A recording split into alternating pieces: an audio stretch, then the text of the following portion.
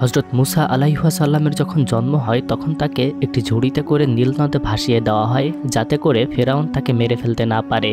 কিন্তু আল্লাহর অসীম রহমতে মুসা আলাইহিসসালামকে ফেরাউনের স্ত্রী আসিয়া নীলনদ থেকে উদ্ধার করে এবং নিজের ছায়ায় লালন পালন করতে শুরু করে।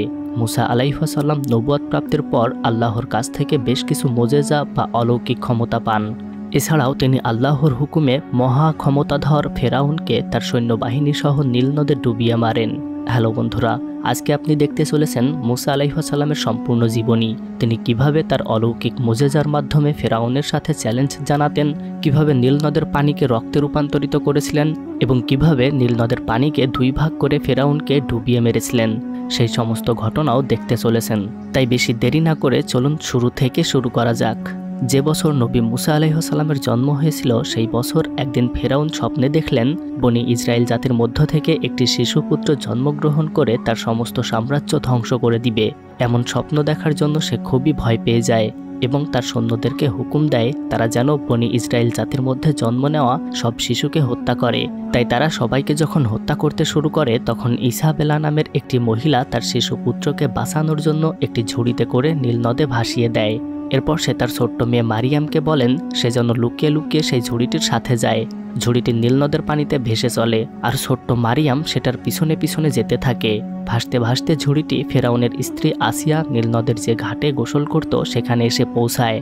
আসিয়া সেই ঝুড়িটি খুলে দেখতে পায় ভেতরে একটি ফুটফুটে বাচ্চা হাত পা নাড়াচ্ছে।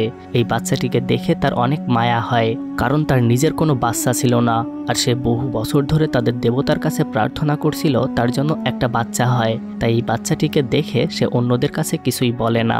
তারপর অন্যরা যখন গোসল শেষ করে সেখান থেকে চলে যায় তখন আসিয়া সেই বাচ্চাটিকে নিজের কোলে তুলে নেয়। এমন সময় সেখানে তার ব্যক্তিগত দাসী মেমনেট চলে আসে। মেমনেট বাচ্চাটির কাছে একটা কাপড় দেখতে পায় আর এটা দেখে তারা দুজনেই বুঝতে পারে এই কাপড়টি বনি ইসরায়েল জাতির দাসদের তৈরি করা, সুতরাং এই বাচ্চাটি নিশ্চয়ই তাদের হবে। এটা বুঝতে পেরেও আসিয়া সেই বাচ্চাটিকে নিজের কোলে তুলে নেয় এবং তার দাসী মেমনেটকে বলে, আমরা যে এই বাচ্চাটিকে নীলনদ থেকে পেয়েছি এটা তুমি কাউকে বলো না। আমি এই বাচ্চাটিকে আমার নিজের বাচ্চার মতো করে লালন পালন করব আর সে হবে আমার পুত্র। এরপর আসিয়া তার দাসীকে সেই ঝুড়িটি এবং কাপড়টি নীল নদে ডুবিয়ে দিতে বলে, কিন্তু মেমনেট ঝুড়িটি পানিতে ডুবিয়ে দিলেও সেই কাপড়টি নিজের কাছে রেখে দেয় আর সে আসিয়াকে কথা দেয় এই ঘটনা সে কাউকে বলবে না। বিবি আসিয়া নীলনদ থেকে পাওয়া বাচ্চাটির নাম রেখে মুসা, যার অর্থ পানি থেকে পাওয়া। এভাবে ফেরাউনের দরবারে আসিয়ার কাছে মুসা আলাইহিসসালাম বড় হয়ে উঠতে শুরু করে। ফেরাউন একজন প্রিন্স হিসেবে মুসা আলাইহিসসালামকে ইথিওপিয়ায় যুদ্ধ করতে পাঠিয়েছিলেন, কিন্তু মুসা নবী ইথিওপিয়ার লোকজনের সাথে বিনা যুদ্ধে তার জ্ঞান এবং সততার মাধ্যমে তাদের নির্ভরতা অর্জন করতে সক্ষম হন। তারপর তিনি যখন ফেরাউনের কাছে ফিরে আসেন তখন ইথিওপিয়ার রাজা এবং রানীকে সেখানে নিয়ে আসেন আর সেই সাথে মুসা নবী ইথিওপিয়া থেকে অনেক সম্পদ নিয়ে এসেছিলেন, যেটা দেখে ফেরাউন খুবই খুশি হয়ে যায়। এদিকে ফেরাউনের আরেকটি ছেলে ছিল যার নাম রামেসিস। ফেরাউন রামেসিসকে তার একটি নতুন শহর তৈরি করার জন্য দায়িত্ব দিয়েছিল, কিন্তু সেই নতুন শহর তৈরিতে রামেসিস ব্যর্থ হয় আর এজন্য এই দায়িত্ব নতুন করে তিনি মুসার উপর দেন এবং তাকে বলেন, তুমি যদি আমার এই শহরটি তৈরি করে দিতে পারো তাহলে আমি তোমাকে আমার পরবর্তী রাজা বানানোর জন্য সিলেক্ট করব। এদিকে মুসা নবী একজন মেয়েকে অনেক ভালোবাসত। মিশরের আইন অনুযায়ী যে পরবর্তী ফেরাউন হবে এই মেয়েটি তার স্ত্রী হবে। মেয়েটি আবার মুসাকে অনেক ভালোবাসে, সেও চায় মুসাই যেন মিশরের পরবর্তী রাজা হয়।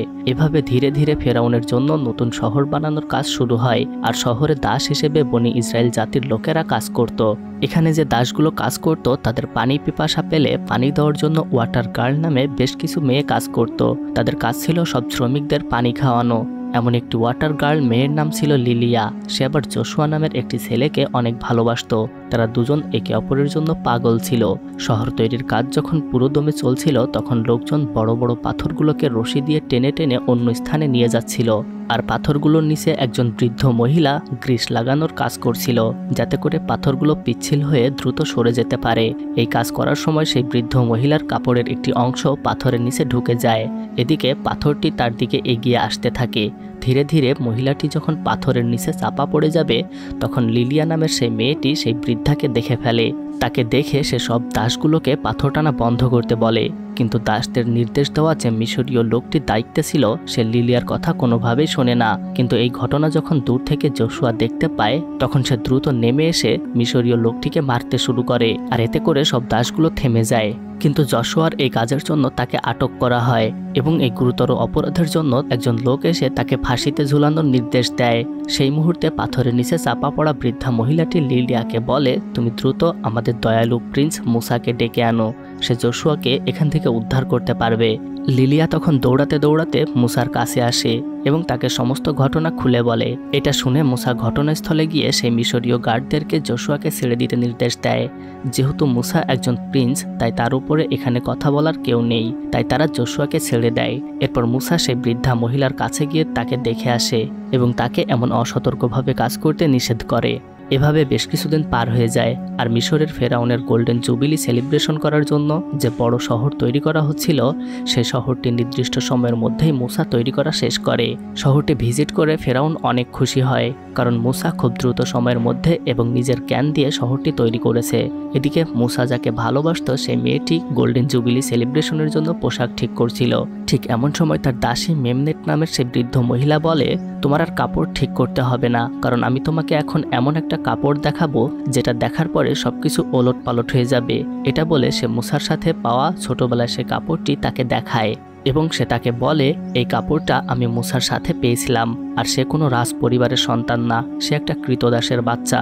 আসিয়া তাকে নীলনদের পানি থেকে কুড়িয়ে পেয়েছিল, কিন্তু তার এমন অদ্ভুত কথা মেয়েটি বিশ্বাস করে না, তাই সে রেগে গিয়ে তাকে মারতে শুরু করে।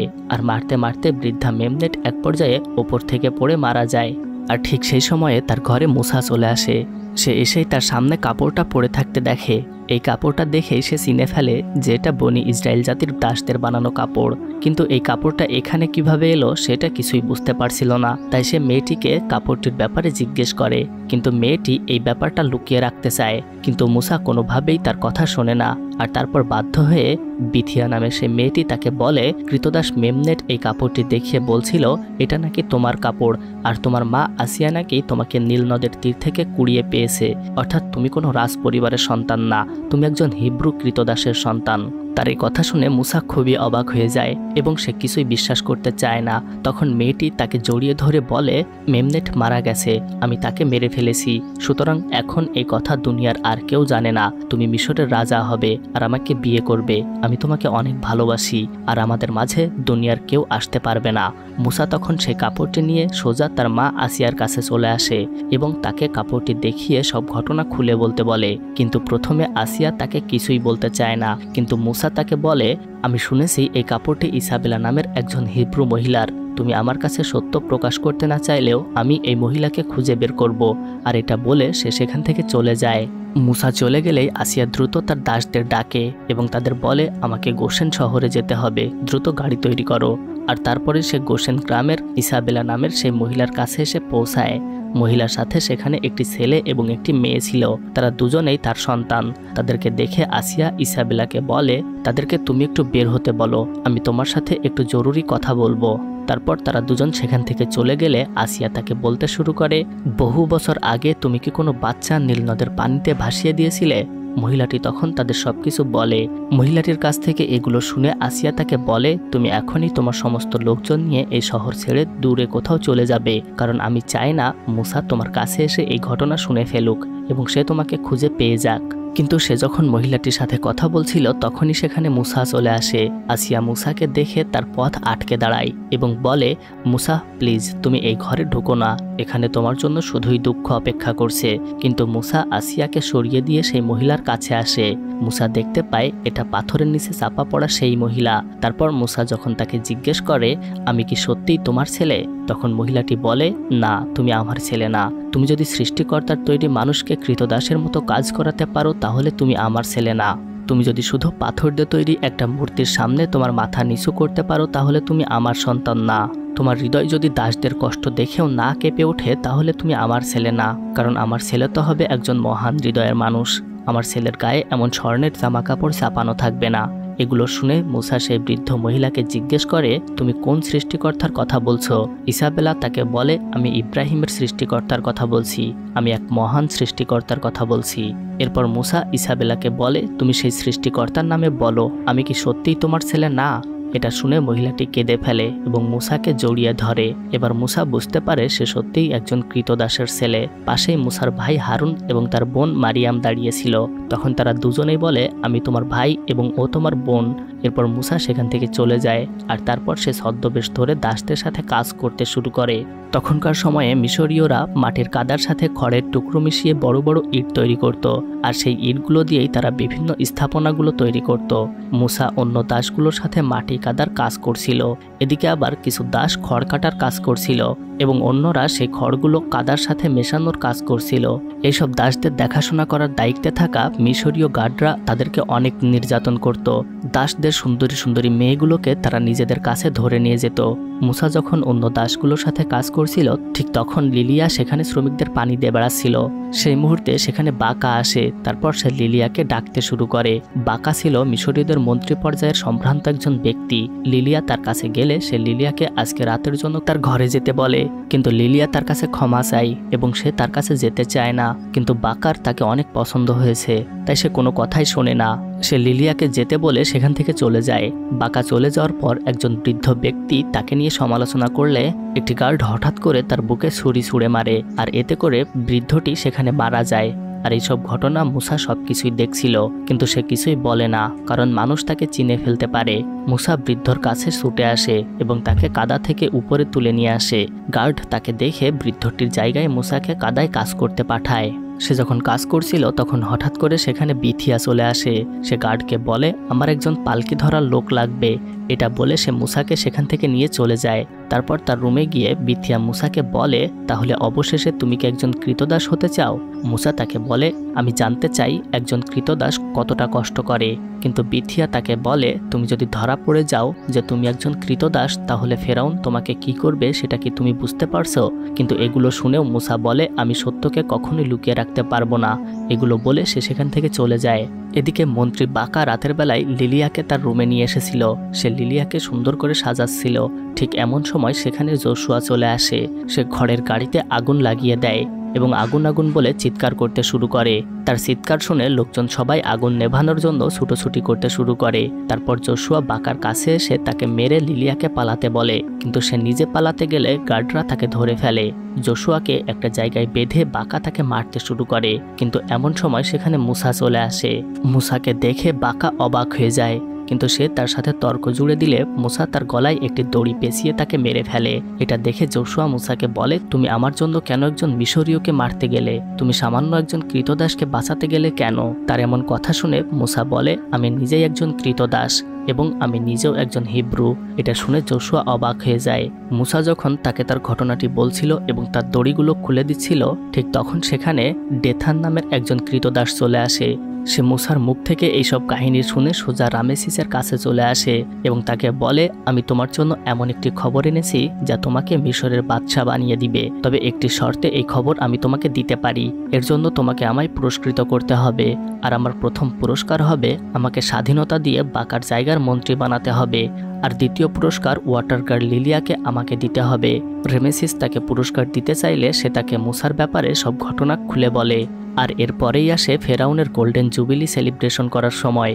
বিরাট অনুষ্ঠানের মাধ্যমে সবাই মুসার জন্য অপেক্ষা করছিল, কারণ সবাই জানে ফেরাউন আজকেই মুসাকে তার পরবর্তী উত্তরসূরি হিসেবে মনোনীত করবে, আর আজকেই বিথিয়ার সাথে মুসার বিয়ের ঘোষণাও করা হবে। ফেরাউন যখন নৃত্য দেখছিল তখন রামেসিস তার কাছে এসে মুসার ঘটনা তাকে খুলে বলে। এছাড়াও সে তাকে বলে, মুসাই হচ্ছে সেই ব্যক্তি যাকে আপনি স্বপ্নে দেখেছিলেন, আর সেই সমস্ত মিশরের কৃতদাসদের মুক্ত করবে এবং মিশরীয় সাম্রাজ্য ধ্বংস করবে। এটা বলে সে মুসাকে রাজদরবারে হাজির করার নির্দেশ দেয়। তারা ইতোমধ্যে মুসাকে আটক করেছিল। মুসা রাজার সামনে হাজির হলে ফেরাউন বলে, এটা কখনোই সম্ভব না, কারণ সে তো মিশরের প্রিন্স। কিন্তু সে যখন মুসার কাছে এই ব্যাপারে জিজ্ঞেস করে তখন মুসা নিজেই সবকিছু স্বীকার করে। সে বলে, আমি ইমরান এবং ইসাবেলার ছেলে কৃতদাস মুসা। কিন্তু আসিয়া উঠে এসে ফেরাউনের সামনে হাঁটু গেড়ে বসে সে মুসার প্রাণ ভিক্ষা চায় এবং বলে সে এই ব্যাপারে কিছুই জানে না। সে যখন বাচ্চা ছিল তখন আমি তাকে পেয়েছিলাম, তাই তার এখানে কোনো দোষ নেই। কিন্তু ফেরাউন তার কোনো কথা না শুনে মুসাকে নিজের কাছে ডাকে এবং সে মুসাকে বলে, তুমি কে? আমি এত কিছু জানতে চাই না, তুমি শুধু আমাকে এটা বলো যে মানুষটি কৃতদাসের মধ্য থেকে এসে আমার সমস্ত সাম্রাজ্য ধ্বংস করবে, সে কি তুমি? মুসা বলে, আমি কে? আমি কিছুই জানি না, আমি নিজেকে চিনতে চাই, আর আমি যদি সত্যি সে হই তাহলে আমি সমস্ত কৃতদাসকে মুক্ত করব এবং সত্য সৃষ্টিকর্তাকে মানুষের সামনে প্রতিষ্ঠিত করব। এই কথা শুনে ফেরাউন রেগে যায় এবং তাকে বলে, আমি চেয়েছিলাম আজকে তোমাকে আমার সাম্রাজ্যের উত্তরসূরি করব, কিন্তু আমি এখন ঘোষণা করছি আমি মারা যাওয়ার পর আমার পরবর্তী মিশরের ফেরাউন হবে রামেসিস, আর বিথিয়াকে সেই বিয়ে করবে, আর তোমার বিচারের দায়িত্ব আমি তার উপর ছেড়ে দিলাম। এটা বলে ফেরাউন সেখান থেকে চলে যায়।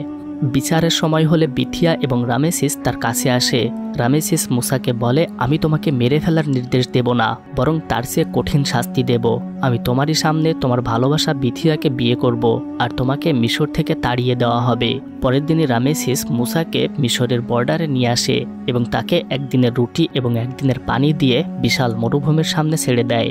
অথচ এই মরুভূমি একজন মানুষের পায়ে হেঁটে পার হতে সময় লাগবে 15 দিন, কিন্তু মুসার কাছে ছিল মাত্র একদিনের খাবার এবং একদিনের পানি। মুসার হাঁটার সুবিধা হওয়ার জন্য তাকে একটি বড় লাঠি দিয়ে দেওয়া হয়, আর সেটার উপর ভর দিয়েই মুসা অজানা গন্তব্যে ছুটতে শুরু করে। কিন্তু কে জানতো এই লাঠি একদিন ফেরাউন সহ তার সৈন্যদের জন্য কাল হয়ে দাঁড়াবে। মুসা ভয়ঙ্কর সেই মরুভূমি পায়ে হেঁটে পাড়ি দিচ্ছিল। যাত্রার মধ্যে বহু ঝড়ঝাপটা অতিক্রম করে সে পথ চলতে শুরু করে। এদিকে তার কাছে পানি এবং খাবার ইতোমধ্যে শেষ হয়ে গেছে, কিন্তু মুসা ছিল মহান আল্লাহর প্রেরিত নবী ও রাসূল, তাই আল্লাহ তাকে বাঁচিয়ে একটি জায়গায় নিয়ে আসেন। মুসা সেখানে জ্ঞান হারিয়ে পড়ে যান। এই দেশটির নাম ছিল মিডিয়ান, আর সেখানে একজন শেখের 7 জন কন্যা ছিল। শেখের কোনো পুত্র সন্তান না থাকায় তার মেয়েগুলো ভেড়ার পালগুলো চড়িয়ে নিয়ে বেড়াতো। সেই 7 কন্যার মধ্যে বড় কন্যার নাম ছিল সফুরা। সফুরা হঠাৎ করে সামনে একজন মানুষকে পড়ে থাকতে দেখতে পায়। এরপর সে তার বাকি বোনগুলোকে ডাকে এবং তারা সেখানে যেতেই মুসার জ্ঞান ফিরে আসে। তারা আসলে এখানে ভেড়াগুলোর পানি পান করাতে এসেছিল, কিন্তু হঠাৎ করে অন্য কিছু বখাটের লোক এসে তাদের ভেড়াগুলো সরিয়ে নিজেদের ভেড়াগুলোর পানি খাওয়াতে শুরু করে। এটা দেখে মুসা সেই লোকগুলোর সাথে মারামারি করে সেখান থেকে তাদেরকে তাড়িয়ে দেয় এবং ওই মেয়েগুলোর ভেড়াগুলোকে পানি খাওয়াতে সাহায্য করে। এটা দেখে মেয়েগুলো খুবই খুশি হয় এবং তারা সবাই বুঝতে পারে এই লোকটি খুবই জ্ঞানী এবং শক্তিবান লোক, তাই তারা তাকে তাদের বাড়িতে নিয়ে আসে। এরপর সেই শেখ বৃদ্ধটি মুসাকে খাবার খাওয়ার আমন্ত্রণ জানায়। তারা দুজন খেতে খেতে গল্প করতে শুরু করে। বৃদ্ধ লোকটি মুসার জ্ঞান এবং বুদ্ধিমত্তা দেখে খুবই খুশি হয়, আর এ কারণে সে মুসাকে প্রস্তাব করে এখানে থেকে যাওয়ার জন্য, কারণ সে নিজে বৃদ্ধ হয়ে গেছে কিন্তু তার কোনো ছেলে নেই। সে থেকে গেলে তাদের ভেড়াগুলো চড়াতে সাহায্য হবে। এই প্রস্তাব পেয়ে মুসা বুঝতে পারে তার নিজেরও এখন কোনো থাকার জায়গা নেই, আর এই জায়গাটা অনেক ভালো এবং শেখের মেয়েগুলো অনেক ভালো, তাই সেখানে থাকার জন্য সে রাজি হয়ে যায়। কিছুদিন পরেই বৃদ্ধ শেখ মুসাকে প্রস্তাব করে তার 7 কন্যার মধ্যে যে কোনো কন্যাকে বিয়ে করে সেখানে থাকতে পারে। এরপর বেদুইন রীতি অনুযায়ী সেই 7 বোন সেজেগুজে তাদের সামনে নৃত্য করতে শুরু করে, কিন্তু তাদের মধ্যে বড় বোন সফুরা এখানে আসে না, কারণ সে একটু পর্দাশীল মেয়ে ছিল। তবে মুসা এই 6 বোনের মধ্যে কাউকে পছন্দ করে না। সে পছন্দ করে তাদের বড় বোন সফুরাকে, কারণ মুসার কাছে তাকেই সবচেয়ে জ্ঞানী মনে হয়েছে। এভাবে মুসা সেই বৃদ্ধ শেখের বড় মেয়ে সফুরাকে বিয়ে করে সেই মিডিয়ান দেশে থেকে যান এবং ভেড়া চড়াতে শুরু করেন। ধীরে ধীরে মুসা মরুভূমিতে ভেড়া চড়ানো সহ সব প্রয়োজনীয় কাজ শিখে ফেলে। এদিকে ফেরাউন সেথি খুব অসুস্থ হয়ে পড়েছিল এবং সে মৃত্যুর কোলে ঢলে পড়েছিল। এমন সময় সে মারা গেলে তার পরিবর্তে ফেরাউন হয় তার ছেলে রামেসিস, এবং সেই এখন থেকে মিশরকে শাসন করা শুরু করবে। মিডিয়ান দেশেই মুসার বহু বছর কেটে যায়। এরপর একদিন মুসা যখন তার ছোট্ট বাচ্চাকে নিয়ে ভেড়া চড়াচ্ছিল, ঠিক তখন তার স্ত্রী সফুরা তাকে ডেকে বলে দূরে একজন মানুষ পড়ে আছে। মুসা সেই লোকটির কাছে গিয়ে দেখতে পায় সেটি আর কেউ না, সে হচ্ছে মিশরের জোশুয়া। জোশুয়া খুবই তৃষ্ণার্ত ছিল। মুসা তার স্ত্রীকে ডেকে জোশুয়াকে পানি খেতে দেয়। পানি খাওয়ার পর জোশুয়া মুসাকে বলে, আমি তোমাকে খুঁজতে এসেছি।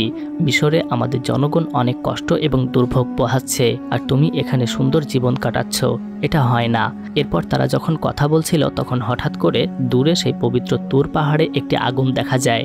মুসা তার স্ত্রীকে জোশুয়াকে দেখভাল করতে বলে সেই আগুনের উদ্দেশ্যে তুর পাহাড়ে যাত্রা করে।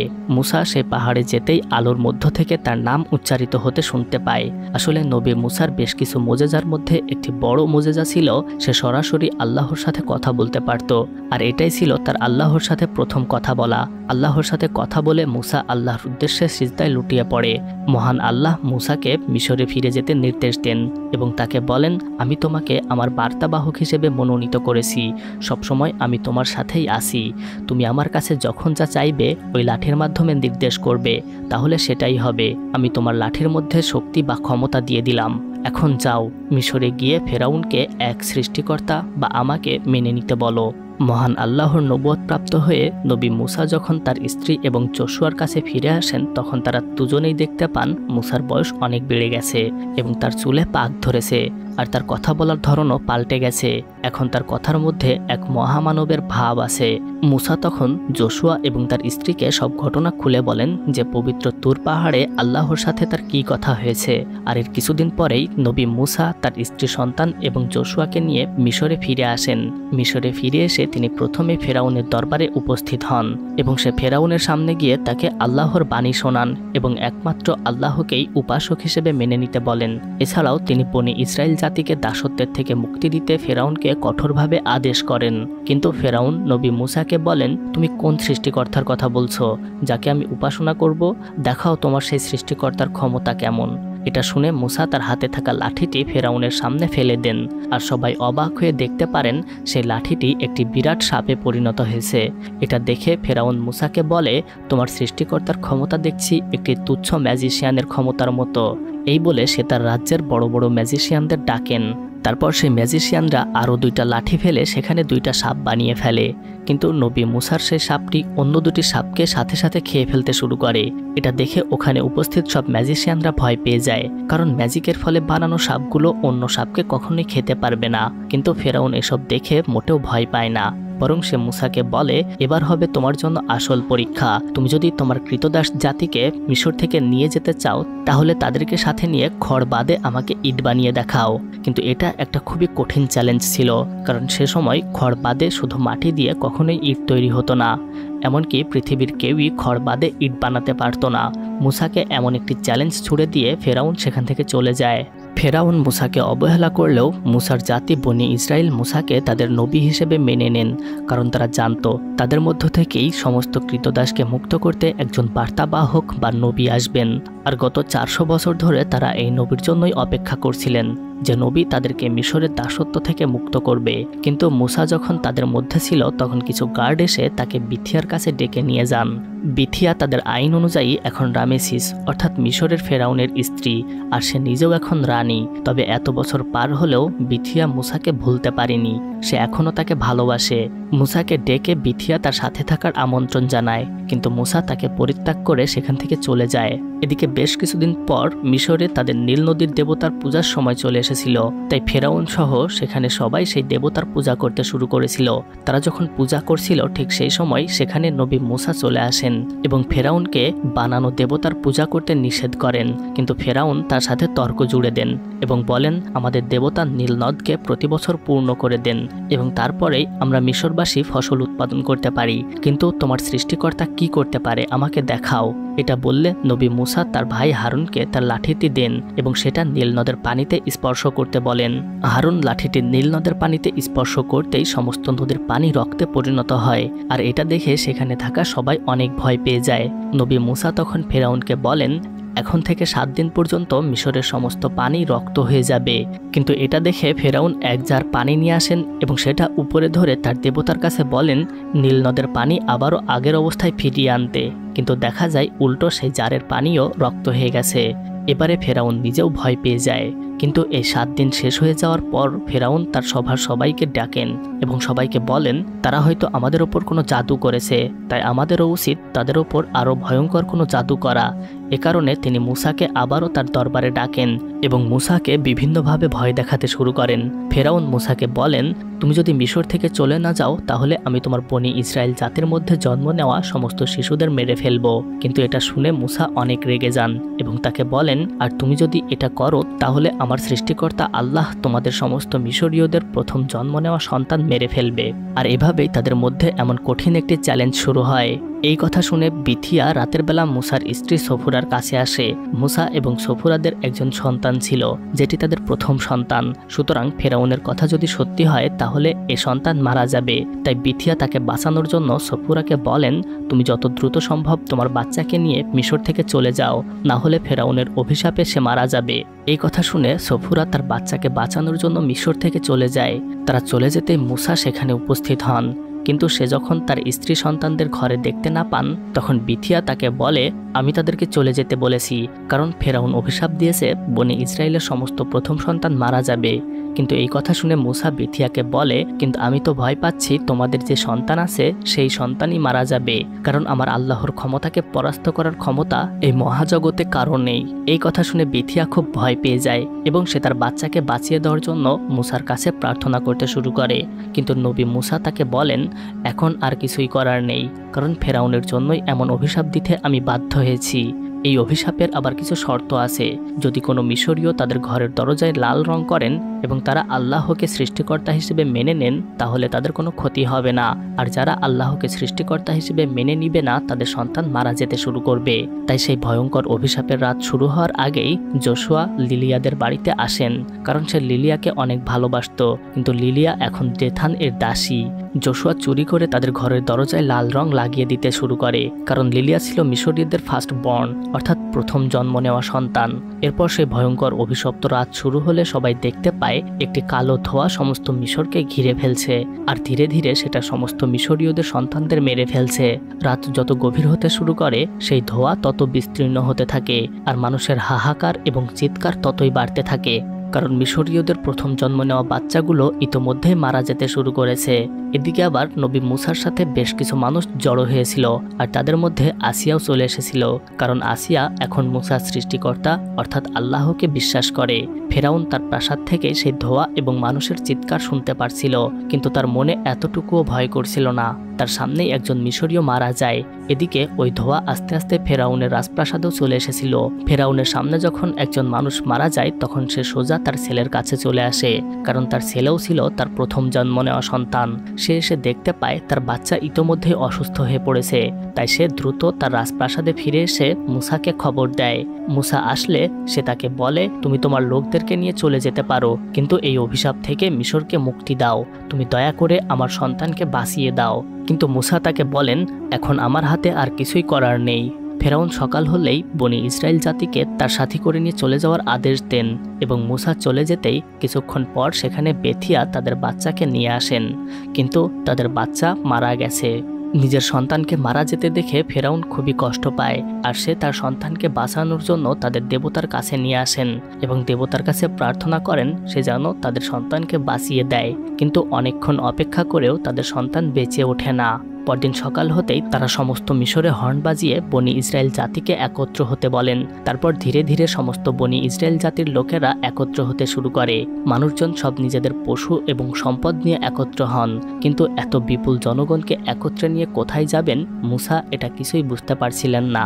তখন আল্লাহ মুসাকে নির্দেশ দেন তাদের নিয়ে লোহিত সাগরের দিকে এগিয়ে যাওয়ার জন্য। তারপর সমস্ত বনি ইসরায়েল জাতি মুসাকে অনুসরণ করে সামনে এগোতে শুরু করে। যেহেতু জোশুয়া জেথানের বাড়িতে লাল রং লাগিয়ে দিয়েছিল তাই গার্ডরা তাদেরকেও বের করে দেন, তাই তারাও মুসাদের সাথে যেতে শুরু করে। তারা চলে গেলে ফেরাউন তখনও তার সন্তানকে নিয়ে মূর্তির সামনে বসেছিল। তখন বিথিয়া তার কাছে এসে ফেরাউনকে বিভিন্ন অপমানজনক কথা বলতে শুরু করে এবং ওই সামান্য মূর্তির সামনে পূজা করা বাদ দিতে বলে। কিন্তু এতে ফেরাউন রেগে গিয়ে তার প্রধান সেনাপতিকে সৈন্যবাহিনী তৈরি করতে নির্দেশ দেন, আর তারপর তারা সৈন্যবাহিনী তৈরি করে বনি ইসরায়েল জাতিসহ মুসাকে মেরে ফেলার জন্য ফেরাউন তার দলবল নিয়ে যাত্রা শুরু করে। এদিকে মুসা তার জাতিকে নিয়ে লোহিত সাগরের তীরে বসেছিল, কারণ তাদের সামনে এগোনোর আর কোনো পথ ছিল না। ঠিক সেই সময় ফেরাউন তাদের কাছে চলে আসে। ফেরাউন যখন তাদের উপর আক্রমণ করতে যাবে তখন আল্লাহর নির্দেশে মুসা লাঠিটি লোহিত সাগরের পানিতে আঘাত করে, আর এতে করে সমস্ত পানি দুই ভাগ হয়ে তাদের জন্য পথ তৈরি হয়ে যায়। আর তারপর সেই পথ দিয়ে সমস্ত বনি ইসরায়েল জাতি সামনে এগোতে শুরু করে। তারা যেতে যেতে যখন অর্ধেক পথে চলে এসেছিল তখন ফেরাউন তার দলবল নিয়ে সাগরে প্রবেশ করে এবং সেই পথ দিয়ে তারাও যেতে শুরু করে। কিন্তু যখন বনি ইসরায়েল জাতি সাগর পার হয়ে যায় ঠিক সেই সময় ফেরাউন ফেরাউন তার দলবল নিয়ে মাঝ সাগরে অবস্থান করছিল, আর তারপরেই সমস্ত পানি আবারও আগের জায়গায় চলে আসে এবং ফেরাউন তার দলবল নিয়ে লোহিত সাগরে ডুবে যায়। হ্যালো বন্ধুরা, এই ঘটনা ছাড়াও হযরত মুসা নবীর সাথে বনি ইসরায়েলের আরও বেশ কিছু ঘটনা ঘটেছিল। তো এমনই মুসা নবীর জীবনী ঘটনাবহুল ছিল। তো আজকের মতো ভিডিওটি এখানে শেষ করছি। তো দেখা হবে আরও নতুন কোনো মুভি নিয়ে। ততক্ষণ পর্যন্ত ভালো থাকবেন, সাথে থাকবেন।